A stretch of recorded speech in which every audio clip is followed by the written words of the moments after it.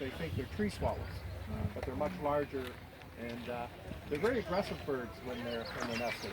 They're not afraid to chase other birds away from their nest. How do you know they're nesting? They do nest in the area, and this time of year they're building nests.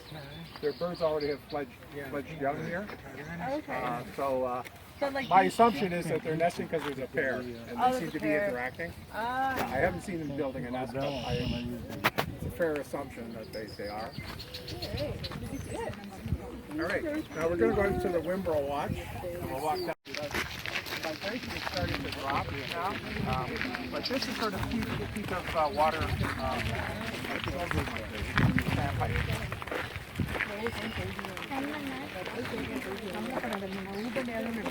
So if you listen carefully here, there's another flycatcher that nests here singing. And I'll tell you when it sings. You heard that rip here.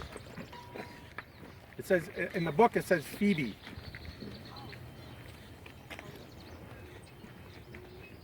Another one singing over there. It's a rip rip, like that. Very, very different. It's not really what you think is a song, but it's called a willow flycatcher. I think we can get closer.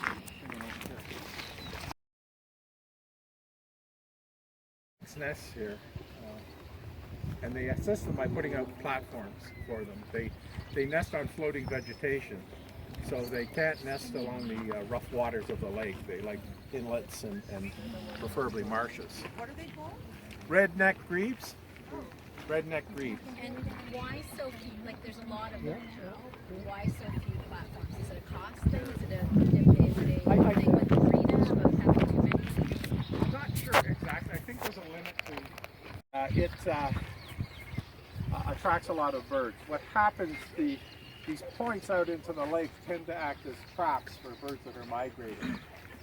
There are different theories. One is that the birds, as they move across the lake, are tired after flying for 35 miles across open water at night, and they need a place to land, and they pick the first landform they see. One of the others is that some birds follow the shoreline, and as they follow it, they get caught out in these little points and sort of come to a dead end and then have to figure out which way to go and then head on in their migration.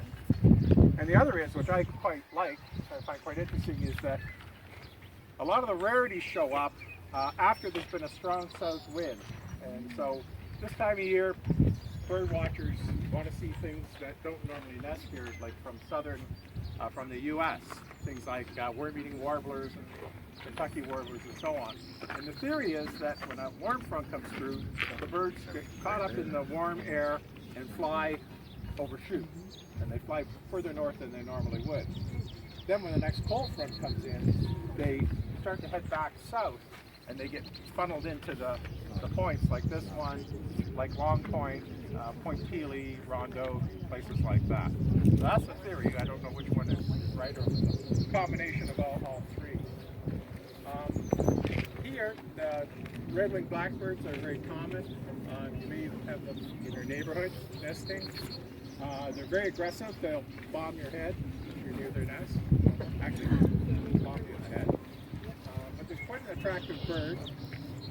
And the males display with their epaulets to show the red and the yellow on their wings. And sometimes when you get two males close together at the edges of their territory, they'll go just frantic with each other, puffing up their wings and pushing their wings forward so those epaulets show.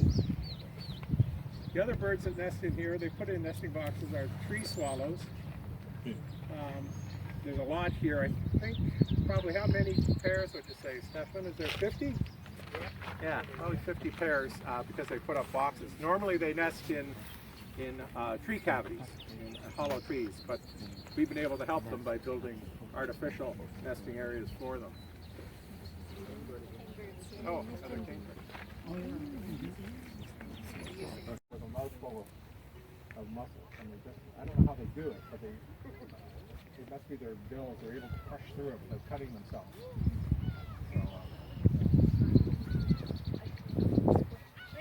What do these eat? These will eat fish, crayfish, and aquatic insects, I believe, stuff like that. Sorry, Cormorants. cormorants, yeah. Yeah, just I've met a few people who really hate them because of how when all the feces fills up. Yes. Is that really true? Yeah, what happens is that they, when they nest in trees, the feces, as all birds, has a very high uric acid content, and that eventually kills the tree. They made it seem like it was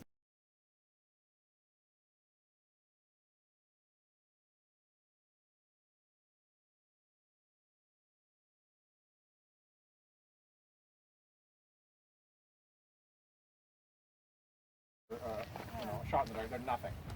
But they try to make a big deal out of it. But that's the way it evolves. There are insects, there are other things that like that habitat. The biggest concern at the Leslie Street Spit is they, for years, had the largest colony of black-crowned night herons nesting there, and they nest in trees as well. But what's happened is the cormorants will nest above them, and then they'll abandon their nests. So they've tried at the Leslie Street Spit, they've tried to encourage them to nest on the ground, and probably I think somewhere between 60 and 70% of their nests are on the ground. The cormorants? The cormorants. So they can nest on the ground. They had some flooding, I think about 2-3 years ago, which complicated things because they couldn't nest on the ground as many as would normally nest. But it's like I say, it's an ongoing problem, and nobody really knows the answer. I know the federal government has had large culls of cormorants on Middle Island because they're saying it's destroying native species. That's questionable and debatable. But aren't the cormorants native as well? Yes, they're native species. They're just, when I started birding 37 years ago, cormorants were rare. The first one I saw was up on the Bruce Peninsula, and you didn't see them around here. And they evolved. To me, it's a positive sign that the lakes are doing better. The other thing is you've got all these introduced species now, invasive species, brown goby, alewives, and the cormorants, they're easy pickings. Like, I don't know if you've ever seen gobies, but they sort of get like a rock in the water, and then they'll sort of swim around on top of it, and that's their territory. And so they're easy picking.